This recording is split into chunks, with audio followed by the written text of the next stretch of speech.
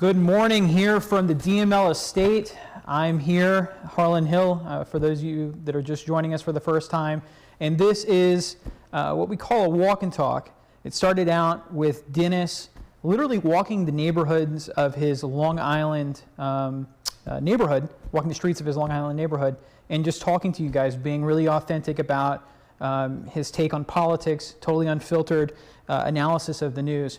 And we've taken that model and we've applied it to this studio. And over time, I think we've gotten progressively, more organized, and this has become more and more of a real professional operation. But we've never really lost sight of what it was that the DML was starting out with, which was just giving you his honest take on the news. And so that's what I'm going to do today. I wanted to, we had a lot of news last week with the healthcare debate, and with the coming up short with that healthcare bill. And I say coming up short and for a couple different reasons.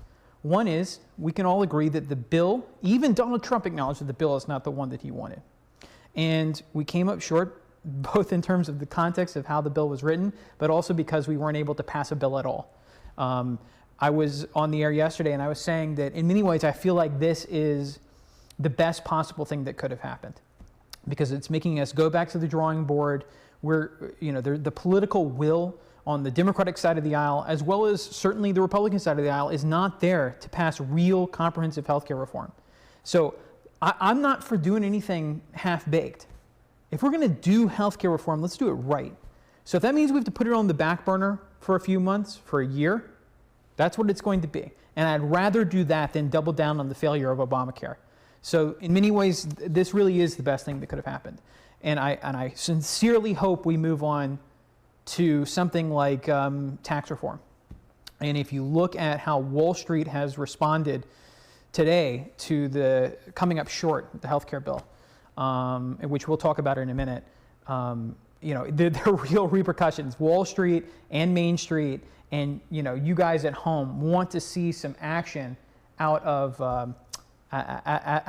Washington. And as I said on Saturday's Walk and Talk, Trump can't do it on his own. The president of the United States is not a dictator.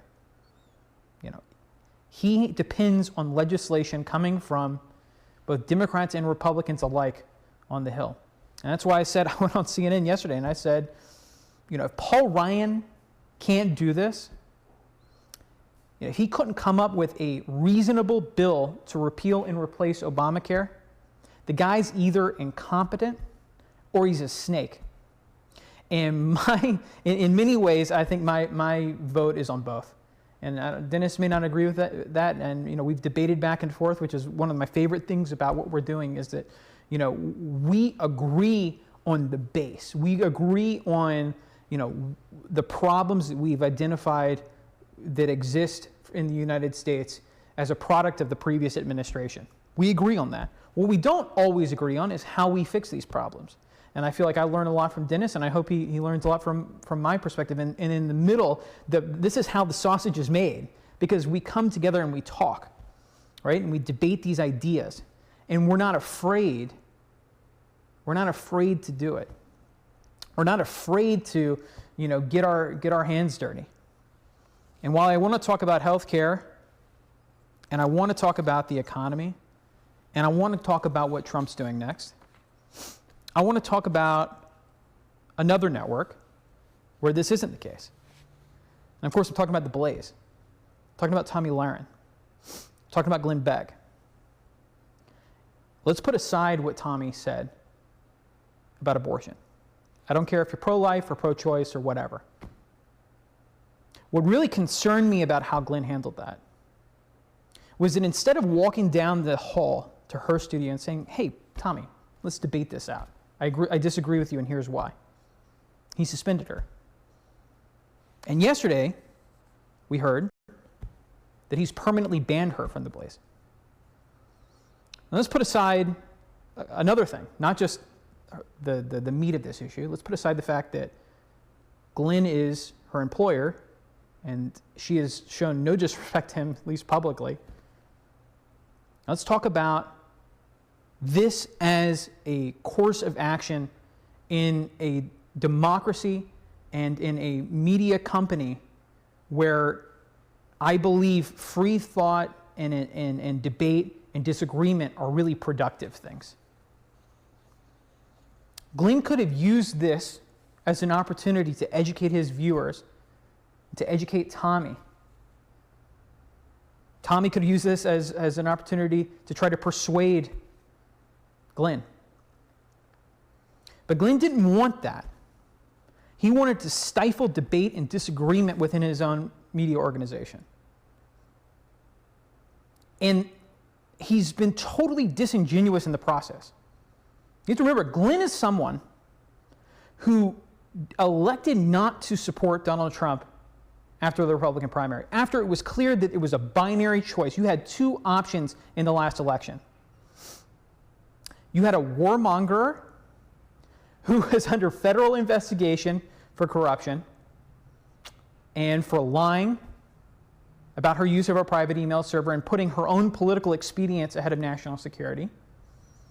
Someone that has supported partial birth abortion. If you're pro-life, that should really concern you. As opposed to supporting somebody like Donald Trump, who has said that he was pro-life, someone that has said that he would defund Planned Parenthood, and if that's something you care about, then it would make sense to support Donald Trump over Hillary Clinton. But Glenn didn't do that. Glenn didn't do that. In fact, there was political retribution for anyone that Glenn encountered who said that they supported Donald Trump. So Glenn is full of it. And he's a coward because he has made himself unavailable to debate. So this isn't about the meat of the issue. This is about him as a person. Glenn has gone off the reservation. And, and anybody that was watching him over the last election saw that. And anybody that's actually pro-life, I'm not weighing in on this issue at all. Anyone that's actually pro-life should look at somebody like Glenn Beck and say, you're a liar and a coward. Because you say that this is the most important issue to you, yet when it came time to actually cast a vote in the election between two candidates that were offering very different views on this issue, you sided with the one that was a much more radically pro-choice. So, and certainly much more radically pro-choice than Tommy was in that interview on The View. I have the quote here. So she was on ABC's The View, and she said, you know what, I'm for limited government, so stay out of my guns, and you can stay out of my body as well. That's what she said. That's what she said. Debate that. Argue that with her. You know, anyway, enough with Glenn Beck. Let's get on to the substance at hand. I just wanted to share that with you guys because it's such a stark contrast to other organizations where disagreement is actually a great opportunity. I feel like you guys learn the most about what I'm thinking or what Dennis is thinking when we're talking these issues out, when we're disagreeing. If everybody on a network is just agreeing with each other, you're not going to hear anything now. I'm not going to be pushed further to better understand what I think, what I feel. Same for you. Our responsibility to each other is to challenge one another. That's actually often why when Dennis and I are practicing, sometimes it's hard, but when Dennis and I are practicing, we're doing rehearsals in here, I'll say outrageous things. I'll argue it from the far left extreme. You know, it's like a communist or something. Because I try to understand what the other side is thinking. And arguing on these extremes help us better understand that. And there's not much difference between somebody like Glenn and Tommy. It really isn't. So it tells you a lot about Glenn and how uncomfortable he is with the demise of his own star. And as he started to fade, you know, this is somebody that was, you know, top-rated news host on Fox News, and now he's been taken down a notch. The blaze isn't what it used to be. His star is not on the rise. He's fading. So let's get back to the healthcare debate. Chuck Schumer was on ABC's This Week, and the Senate Minority Leader from New York told host George Stephanopoulos that the Democratic Party is, quote, willing to work with President Donald Trump on the issue of healthcare. He claims that Trump never approached Democrats in an effort to find common ground on reforming the Affordable Care Act. I don't know if that's true or not. I'm just reporting this so you guys hear where Chuck's coming from. He said, quote, Democrats have provided our Republican colleagues drop, replace, and stop undermine the ACA, and we will work with our Republicans friends as long as they say no more repeal. We have ideas. They have ideas to try to improve Obamacare. We never said it was perfect. It certainly isn't. We always said we'd work with them to improve it. We just said repeal was off the table. For the president to say that he'll destroy it or undermine it, that's not presidential, blah, blah, blah. That's petulance, and it's not going to work. So what's interesting about that quote is that, Chuck couldn't take the high road there. He had to get down into the mud and basically accuse the president of being a petulant child, which is remarkably disrespectful, but okay. But Chuck's saying that, clearly Obamacare is failing. Clearly. They know it. And because the bill failed on Friday, it means that Trump's not going to own that failure. If they had passed that bill, and Trump had scored that short-term win, in the long term, this could have really, really hurt him. It could have really, really hurt those that voted for it. If you're going to properly repeal this, if you're going to properly redo it. Actually repeal it. Don't try to get this thing done through reconciliation. Come up with another bill. And Chuck Schumer, this is what kills me. Chuck Schumer is saying that he would like to work with Donald Trump. And I'm willing to give him the benefit of the doubt. Maybe he really does want to work with Donald Trump on coming up with health care reform. Well, where's Chuck's bill? Where's the Democratic proposal on repealing or not necessarily repealing, but replacing, let's take repeal out because they find that word offensive, redoing, repairing, reconstituting Obamacare. Because they know that they're going to own this failure if it's allowed to metastasize. So Chuck, enough with the talk. You can do the Sunday show circuit all you want. You can do those junkets all you want. But, you have the power to write legislation along with your friends in the House. Propose some legislation. Maybe we'll find some common ground. The White House Chief of Staff, Reince Priebus, was on Fox News Sunday, and he acknowledged that President Donald Trump felt disappointed with a number of people that he thought were loyal to him and were not, but that they think that it's time for the Republican Party to start governing, and I think it's time for our folks to come together, and I think it's time to potentially get a few moderate Democrats on board as well. So these are good positive signs from the Trump team. I think that they know now that all Republicans are not going to move in lockstep with them for good and bad reasons. In the case of somebody like Paul Ryan, he's a saboteur. In the case of many of the people in the Freedom Caucus, they're just doing what they think is right for the United States. We can disagree or agree with them. But I believe that there's very different strategy and motivation at the root of both of those. I do want to talk about one thing, though, as it relates to healthcare, and I'm going to pull my IFB out here. I want to walk to the board, and I want to show you guys something. Can you guys still hear me? Still good? So I want to show you guys what Wall Street's take on this is. So we're going to go full screen here. And let's see here. Let me show you. This is around the time President Donald Trump was elected President of the United States. And you can see that there was a lot of instability in the markets as we led up to the election. And around the time of this line here is when the president was elected. And almost immediately, you saw a very strong response to the election of President Donald Trump. Wall Street expected tax reform. Wall Street expected enormous movement on health care reform. They expected, us to pull out of TPP and some of these other trade deals that were gutting the American middle class so that we would have good consumers to start buying products that the American, big Fortune 500 companies want and need. So they thought that we were going to head for this new era of prosperity. And I still think that many of them do. And so that's why we went from, what was it? It was Dow. We were at Dow about 17,000. That's where we were, more or less, about 17.9. And, and we went up to Dow 21,000. This is the average of the Dow Industrial Average. And so we saw this probably one of the greatest periods of expansion in such a short period of time. Last week was a totally different story. And it's a warning sign to Trump. And I think that he's going to pay attention to this.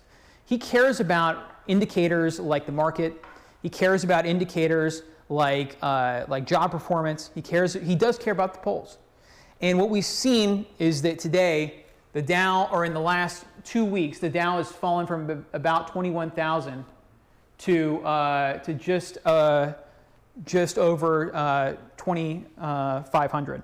So it's a pretty big decline. It is concerning, but I wouldn't look too much into this. I wouldn't read too much into this.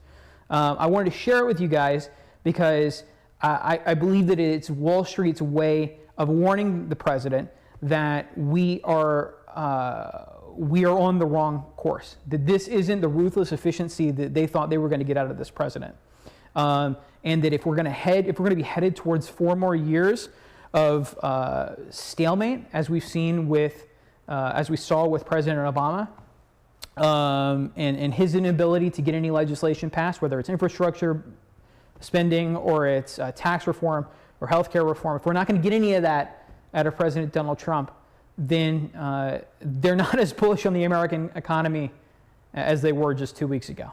And so I want to share that with you guys because it is something that's a little bit concerning. And I bet Donald Trump's talking about it too. You know, he tweeted a lot about the Trump rally, right? He was pretty excited by that, right? I mean, it was a massive vote of confidence from Wall Street, and he didn't have very many friends on Wall Street during the election. Many of them supported Hillary Clinton, and I'll never understand why.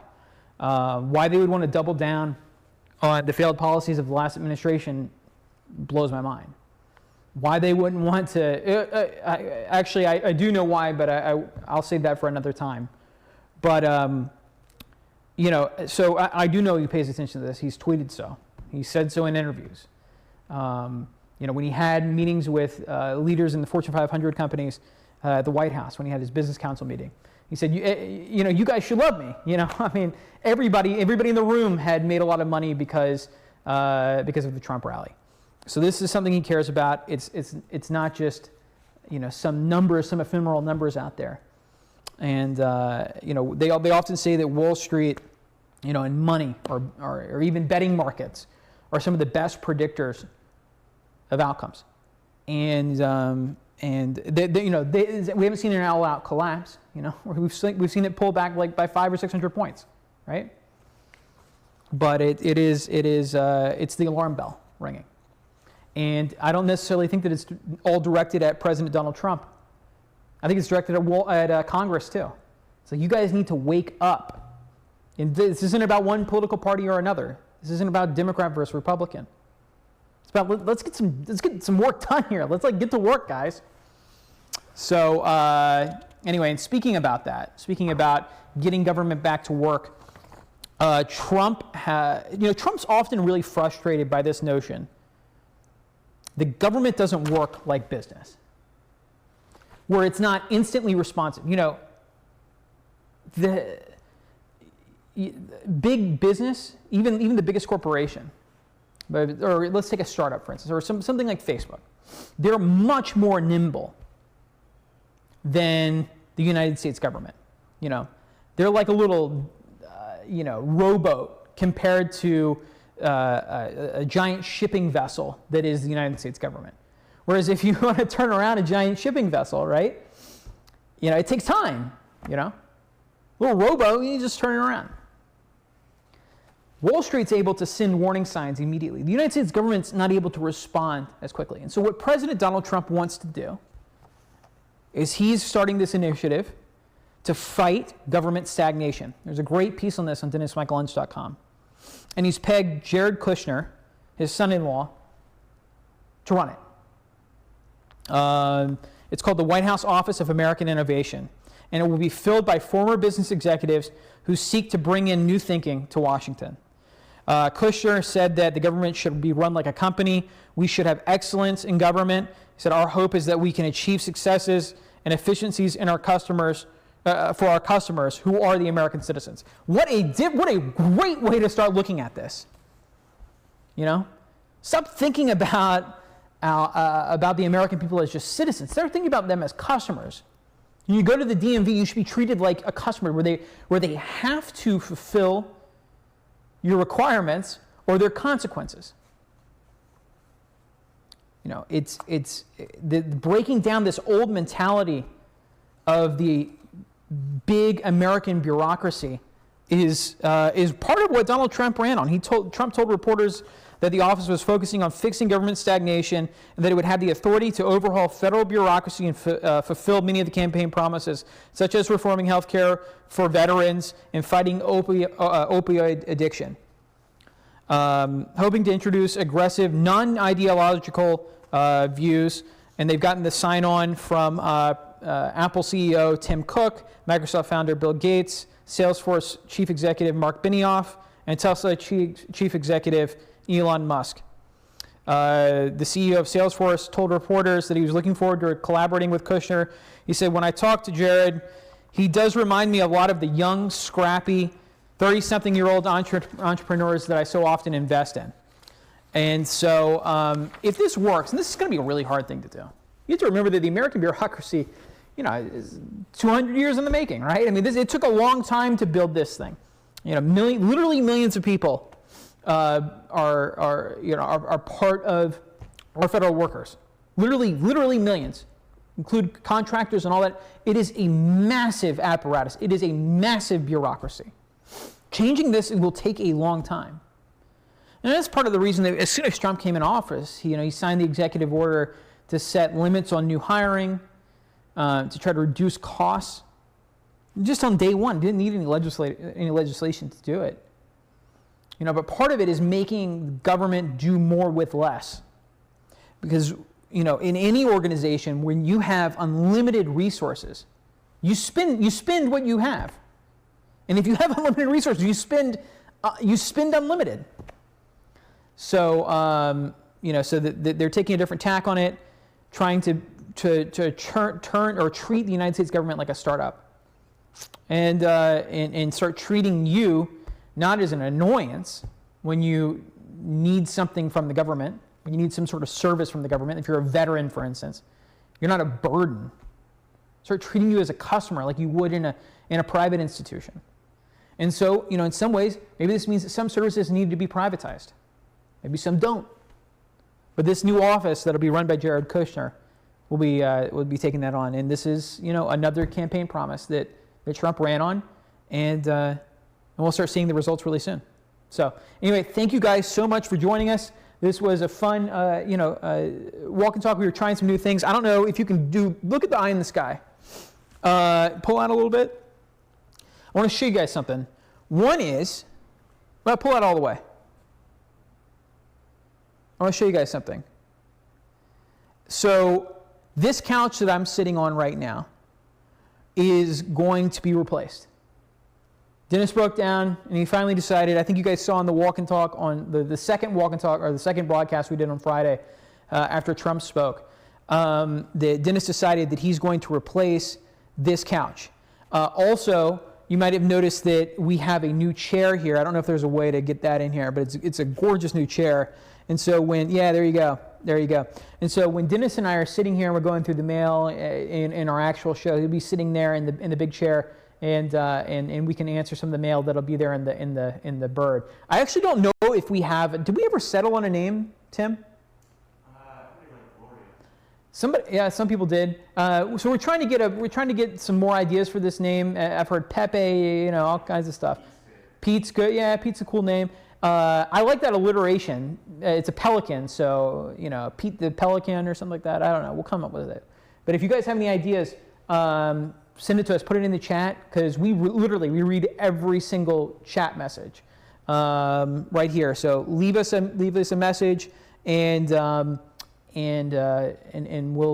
put it. Maybe we'll run a poll on the website. I don't know. I got to talk to Dennis about that. But we got to get a cute name for him. But the idea is that at the end of our show every night, You guys are going to be sending us mail. We'll print it out like with questions or whatever, a commentary. You know, like you're like, oh, hey, Harlan, you got to get a haircut or something. I don't know. And Dennis will pull it out of there. I'll pull one out of there, and we'll read them. So like I said, this place is a work in progress. But our goal is to launch next week. We're going to launch with a new show, and this place is Dennis is actually heading over here now, I think, with some more of the furniture. And maybe we can do another broadcast later today so you guys can see it. But you guys have been so much of a part of it. I know you guys don't like the wall color. I know. We don't own this place, right? We don't own this place, so we can't change the wall color in here. Trust me, we would not have picked. What is this, Tim? Is this like pink or something? Coral. Like coral. Yeah, it's like a coral. We would not have done this. This is not DML style. Pink or coral or salmon, whatever this is. Certainly not my style either. But this is where we are for now. And it's great because we were afforded so much space here. We had looked in the city at all these different studio spaces, all these different office spaces that we could have we could have located in, and they were a fraction the size of this. And we, literally, we could produce a movie here. Like honestly, not just documentary. Like we could. It's like we sit on many acres. It's a big place, lots of room to grow. But we'll be here for the time being, and it's been it's a really good place for us to start growing.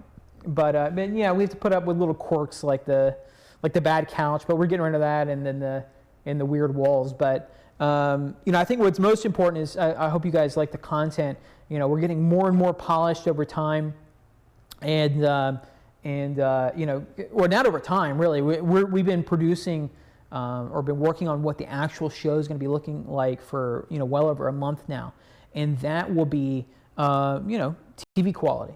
But we hope that it is different. Our goal isn't to just be like, talking heads staring into the camera, talking to you guys. As you guys have seen, like with this, and I read every comment that comes in here. We want to be interactive. We want to work in, a very, very different vibe than you would expect on, something like Fox or CNN or MSNBC. We're not that on the internet. We're different.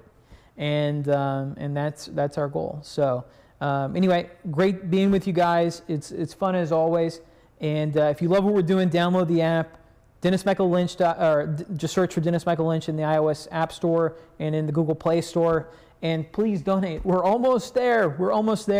We had to buy one more camera for this studio so that since we're a small team, we can't be moving cameras around during the show. And so we bought another one of these robot cameras so that Tim can control it from a control board in the control room. And when we have a producer joining us for the actual show, they'll sit in there with him too, and they can kind of help him man the control room, because it's a lot. He's managing sound and graphics, and which you guys don't see yet, but you'll see for the actual show. Camera input. He can modify. He literally has a joystick in there where he can control these cameras and where they move and zoom. And so they're pretty cool. But when we have a producer in there for the actual show, they'll be able to help him out with some of that stuff. And so anyway, if you love what we're doing, please donate as well. We had to get that other camera and do a couple other things, but I believe Monday, I'll have to confirm with Dennis, but I believe this coming Monday, not a week from today, we're going to put out our first evening show. And so I can't wait to share that with you guys. So yeah, and great, they're saying great job, Tim. Yeah, he does a great job. Yeah, we need to, we'll have to get a mic on him at some point too. But anyway, thank you guys so much. Like I said, if you can, please contribute. It's DennisMichaelLynch.com/donate. Pinch every penny. And we're almost there. And this studio will be 100% ready to go. So thank you guys so much, and I'll see you later.